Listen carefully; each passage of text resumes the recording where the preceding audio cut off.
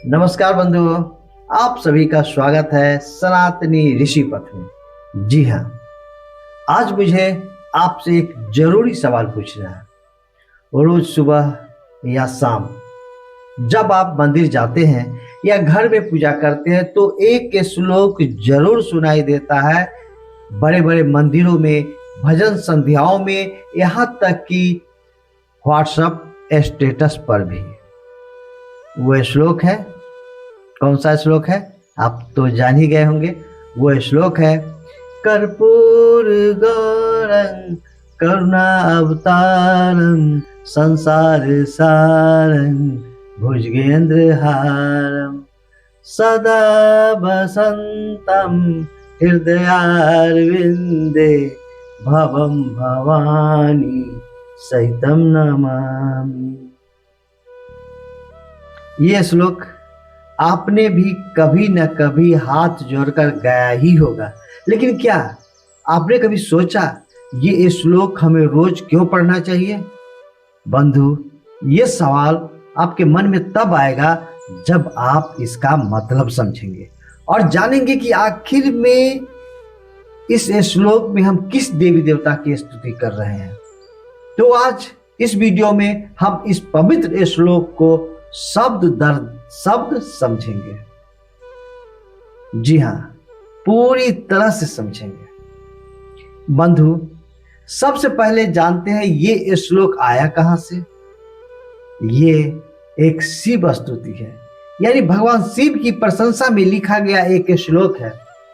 इसे कर्पूर गौराष्टकम के नाम से भी जाना जाता है। इस श्लोक में भगवान शिव और मां भवानी यानी पार्वती माता दोनों की एक साथ वंदना की गई है। और खास बात यह है, इसे किसी भी आरती के अंत में या शिव पूजा के समापन पर पढ़ा जाता है। यहाँ तक कि सभी अपने अपने घर में जब संध्या आरती में भी इस श्लोक का स्मरण करते हैं, मानो ये एक पूर्ण विराम है भगवान की स्तुति। तो चलिए अब एक एक शब्द को खोलते हैं, जानते हैं, समझते हैं। श्लोक की पहली पंक्ति क्या है? कर्पूर गौरं करुणा अवतारं संसार सारं भुजगेंद्र हारं। आइए अब इसे शब्द दर शब्द समझते हैं। कर्पूर गौरं यानी कर्पूर जैसा गौर वर्ण। शिव का रंग एकदम श्वेत निर्मल पवित्र है। करुणा अवतारं यानी करुणा के साक्षात अवतार, जो सबसे दयालु है, जो हर भक्त की पीड़ा को हरते हैं। हर हर महादेव। संसार सारंग, इस पूरे संसार का सार, जो सबसे महत्वपूर्ण तत्व है, जिसके बिना सृष्टि अधूरी है। भुजगेंद्र हारम, भुजंग का मतलब सांप और इंद्र का मतलब राजा, यानी सर्पों का राजा। और भुजगेंद्र हारम का मतलब जो सर्पों के राजा वासुकी को हार की तरह अपने गले में धारण करते हैं। तो पहली पंक्ति में हम शिव जी के रूप और गुणों का वर्णन कर रहे हैं। कर्पूर जैसा शुभ्र वर्ण, जो पवित्रता का प्रतीक है। करुणा के अवतार, जो भक्तों का दुख हरते हैं। और गले में सांप का हार, जो उनके वैराग्य और निर्भयता का प्रतीक है। अब दूसरी पंक्ति को समझते हैं। सदा वसंतं हृदयारविंदे भवं भवानी सहितं नमामि। सदा वसंतं यानी जो सदा निवास करते हैं, हमेशा विराजमान रहते हैं। हृदयारविंदे मतलब हृदय के कमल में, यानी हमारे दिल में, दिल के भीतर निवास करते हैं। भवं बंधु, भव शिव का एक नाम, जो सांसारिक अस्तित्व के स्वामी है।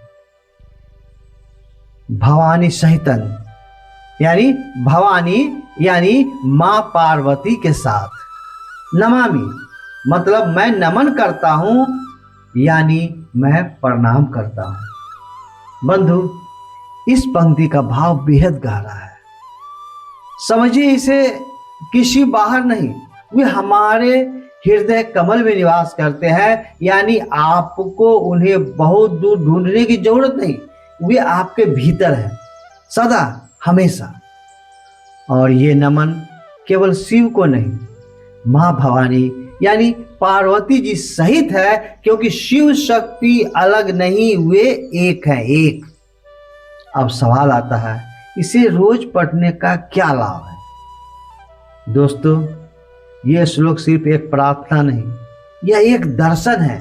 जब हम कहते हैं कर्पूर गौरंग, हम याद करते हैं कि शिव पवित्रता के प्रतीक है और हमें भी अपने मन को उतना ही निर्मल रखना है। जब हम कहते हैं करुणा अवतारम, हम याद करते हैं कि जो ईश्वर करुणा का अवतार है, उसकी भक्ति हमें भी दयालु बनाती है।